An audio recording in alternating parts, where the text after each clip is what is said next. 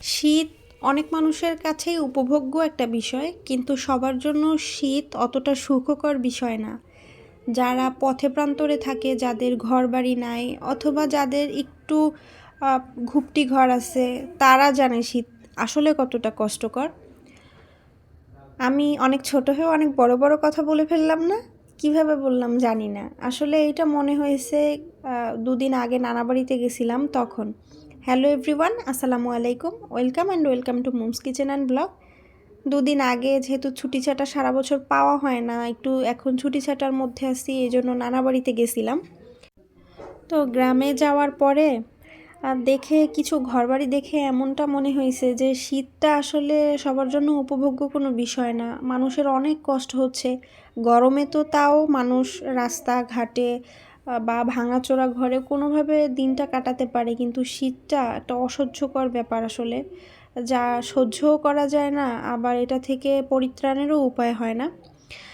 তো সারাদিন নানা বাড়িতে কী করলাম সেটা তো আসলে মানে পুরোটাই ভিডিওতে আনা সম্ভব না, কারণ নানা বাড়ি তো মধুরহারি, এইখানে গেলে তো আর সবসময় ক্যামেরা নিয়ে থাকা যায় না।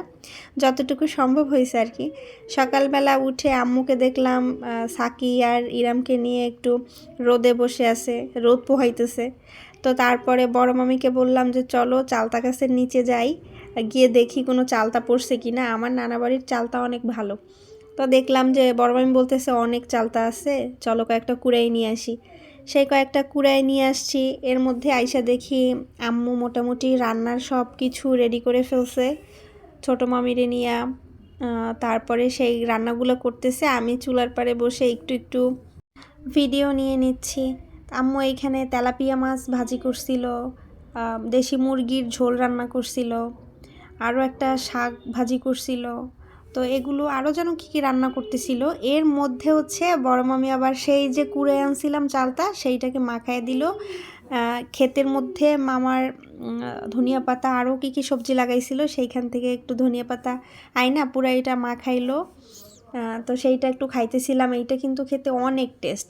তারপরে দুপুর হয়ে গেছে, এর মধ্যে গোসল টোসল নিয়ে আম্মু সেই রান্না করা খাবারগুলো খাইতেছি। আর আম্মু কেন রান্না করে, যেহেতু আমার নানি আপা নাই আর মামিরা এখনও নতুনই বলা যায়, তাই আম্মু এখনও গেলে রান্না করে, আর সবাই আম্মুর রান্নাই পছন্দ করে। বিকালবেলা একটু বাহিরে নাইমা দেখি সবাই এরকম ধান টান সারতেছে, আর সাকি সেই ধানের মধ্যে এই যে পাকা ধানে মই দেয়া সেইটা দিতেছে। তো এরকম একটা ছোট বাচ্চা থাকলে দিন এমনিতেই অনায়াসে মানুষের ভালোভাবে কেটে যাবে, আপনাকে টেনশন ধরতেই পারবে না। আজ এ পর্যন্তই। সবাই ভালো থাকবেন, সুস্থ থাকবেন। আল্লাহ হাফেজ।